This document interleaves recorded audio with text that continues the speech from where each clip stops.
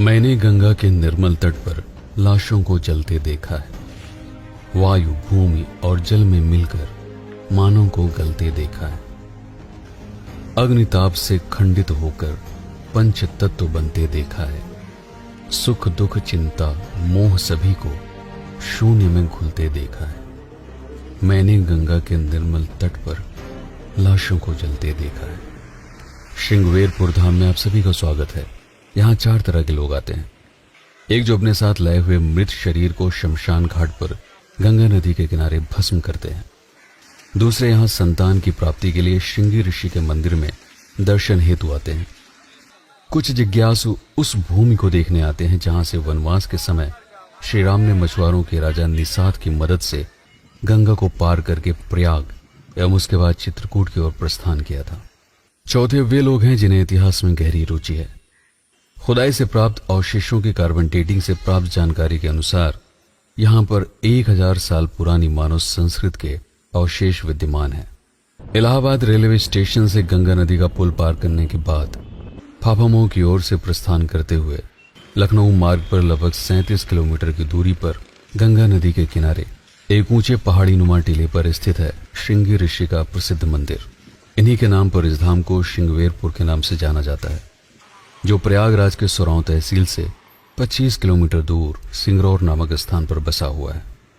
वाल्मीकि रामायण, आध्यात्म रामायण, कालिदास की रघुवंशम, भावभूति का उत्तर रामचरित, तुलसीदास कृत रामचरितमानस, वेद व्यास द्वारा रचित महाभारत आदि कई पुराणों में श्रृंगवेरपुर, ऋषि श्रृंगी एवं उनकी पत्नी शांता का वर्णन प्राप्त होता है। पौराणिक कथा के अनुसार कश्यप ऋषि के पुत्र महर्षि विभंडक के कठोर तप से भयभीत होकर देवलोक की अप्सरा उर्वशी को ध्यान भंग करने हेतु भेजा गया। तपस्या भंग होने से विभंडक ऋषि एवं उर्वशी के संसर्ग से जिस बालक का जन्म हुआ उसके माथे पर सींग जैसा उभार था। इसी के कारण इस बालक का नाम पड़ा ऋष्य श्रृंग, जो बाद में अपने कठोर तप से श्रृंगी ऋषि कहलाए। अयोध्या के राजा दशरथ की 3 रानियां थीं, कौशल्या, कैकेयी एवं सुमित्रा। उस समय रानी कौशल्या की मात्र एक पुत्री थी, शांता, जिसे रानी कौशल्या की सगी बहन वर्षिणी, जो अंग देश के राजा रोमपद उर्फ चित्ररथ की पत्नी थी, ने गोद ले लिया था। राजा दशरथ एवं रोमपद संबंधी होने के साथ ही परम मित्र भी थे। वाल्मीकि रामायण में राजकुमारी शांता का कोई वर्णन प्राप्त नहीं होता, किंतु दक्षिण के पुराणों में शांता के चरित्र का वृहद वर्णन किया गया है। एक बार अंग देश में भयानक सूखा पड़ा। नदी, तालाब, पोखर सभी सूख गए। इस आपदा से मुक्ति दिलाने के लिए महर्षि श्रृंगी से अनुरोध किया गया। महर्षि श्रृंगी के मार्गदर्शन में पूरे अंग देश में विधि विधान से हवन, पूजन एवं यज्ञ किया गया। परिणाम सुखद निकला और घनघोर वर्षा हुई। नदी, तालाब, पोखर सभी जलाशय पानी से भर गए। अंग देश के राजा रोमपद ने प्रसन्न होकर राजा दशरथ से गोद ली हुई पुत्री राजकुमारी शांता का विवाह श्रृंगी ऋषि से संपन्न कराया। इस तरह से महारानी शांता अंग देश के वैभव का त्याग करके महर्षि श्रृंगी के साथ जीवन यापन करने के लिए गंगा नदी के किनारे इस रमणीय स्थल पर आ बसी। पुत्री शांता के पश्चात राजा दशरथ के कोई भी संतान शेष नहीं थी, अतः पुत्र प्राप्त की मंशा से वह महर्षि वशिष्ठ के आश्रम में गए। महर्षि वशिष्ठ ने उन्हें श्रृंगी ऋषि के पास जाकर पुत्रेष्टि कामना यज्ञ करने का सुझाव दिया, जिसके परिणाम स्वरूप राम, लक्ष्मण, भरत एवं शत्रुघ्न का जन्म हुआ। अर्थात श्रृंगी ऋषि की पत्नी शांता श्री राम की सगी बहन थी, जिसका वर्णन दक्षिण के कई पुराणों में प्राप्त होता है। इस घटना के बाद से श्रृंगवेरपुर में लोग पुत्र की कामना लेकर दूर दूर से आने लगे। गंगा नदी के किनारे एक ऊंचे टीले पर श्रृंगी ऋषि का प्रसिद्ध मंदिर है, जो श्रृंगवेरपुर की मुख्य श्रद्धा स्थली है। मंदिर के नीचे गंगा नदी के किनारे स्थित है श्रृंगवेरपुर घाट। कार्तिक पूर्णिमा को यहां पर विशाल मेला लगता है, जिसमें लाखों श्रद्धालु गंगा में डुबकी लगाते हैं। घाट से कुछ ही दूरी पर मृत लोगों के दाह संस्कार के लिए श्रृंगवेरपुर शमशान घाट दिखाई पड़ता है। कितनी विचित्र व्यवस्था है। एक तरफ लोग पुत्र की कामना से यहां पर आते हैं और दूसरी तरफ कोई पुत्र अपने पिता के शरीर को सदैव के लिए भस्म करके पंचतत्व में विलीन कर रहा होता है। इन्हीं पंच तत्वों के आपसी संयोजन से एक बार पुनः एक नए जीवन का बीज अंकुरित होगा। इसी आस्था, विश्वास और कामना के साथ मनुष्य अपना कर्म करता रहता है। यह सोचना कि हमारा जन्म किसी विशेष कार्य को पूर्ण करने के लिए हुआ है, यही आपको यहां से वापस अपने समाज में लौटने की शक्ति देता है।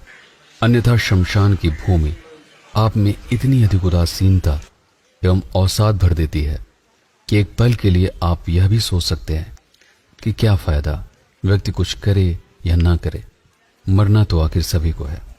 ये सच है कि मरना तो सभी को है, पर अगर आप हमेशा के लिए जीवित रह भी जाएं, तो भी इस बूढ़े हो चुके शरीर के साथ जीवन का कितना आनंद उठा पाएंगे। मरना वह प्रक्रिया है जो आपको क्षीण हो चुके मानव तन के बोझ से मुक्त करती है। जब तक आप जवान हैं, स्वस्थ हैं, आपको कोई रोग नहीं है, तभी तक आप जीवन का आनंद ले पाते हैं। अन्यथा आप स्वयं मृत्यु की प्रतीक्षा में अपना शेष समय व्यतीत करते जाते हैं। यहां जितनी देर से आएंगे, आपको उतना ही अधिक समय मिलेगा अपने जीवन के उद्देश्य को समझने एवं उसे पूर्ण करने के लिए। शमशान भूमि के ठीक बगल मिट्टी का एक ऊंचा टीला दिखाई पड़ता है। इसके पीछे जाने के लिए वापस चौराहे से एक दूसरे मार्ग के द्वारा यहां तक पहुंचा जा सकता है।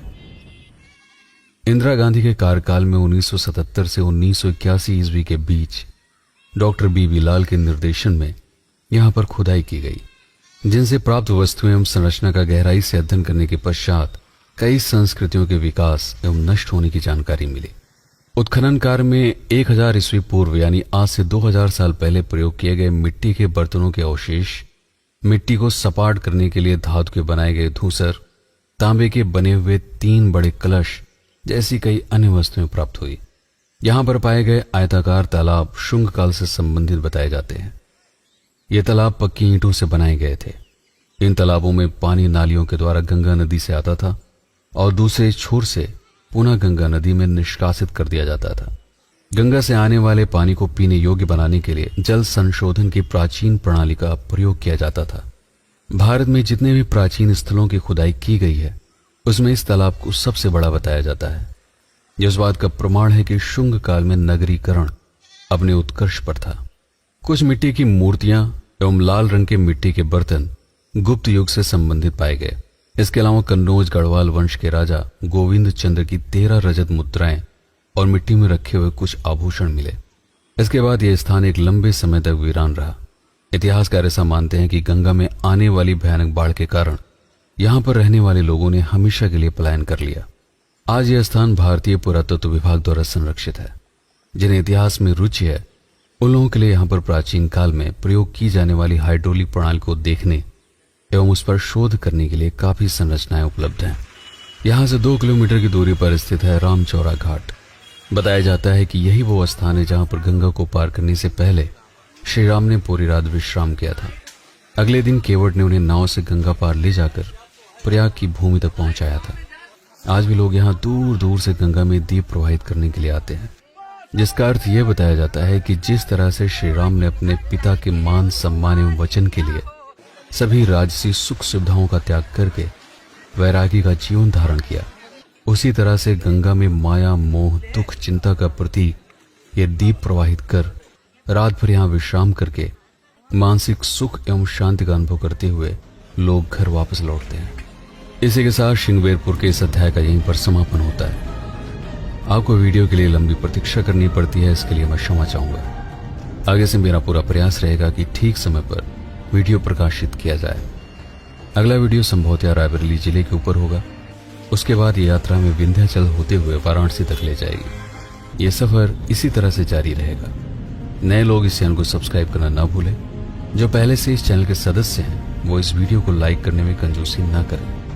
अगर आप शेयर करेंगे तो और भी लोग इस वीडियो को देख पाएंगे। वीडियो देखने के पश्चात अगर दिमाग में कुछ चल रहा हो तो उसे कमेंट में जरूर लिखें। जिन लोगों को सड़कों से लगाव है, उनके लिए एक नया चैनल है रोड ऑन, जिसका लिंक वीडियो के नीचे विवरण में दिया गया है। चैनल को एक बार अवश्य देखें। अगर वीडियो पसंद आता है तो सब्सक्राइब करना भी ना भूलें। मैं हूं पीके सिंह और आप देख रहे हैं प्रतापगढ़ हब। धन्यवाद।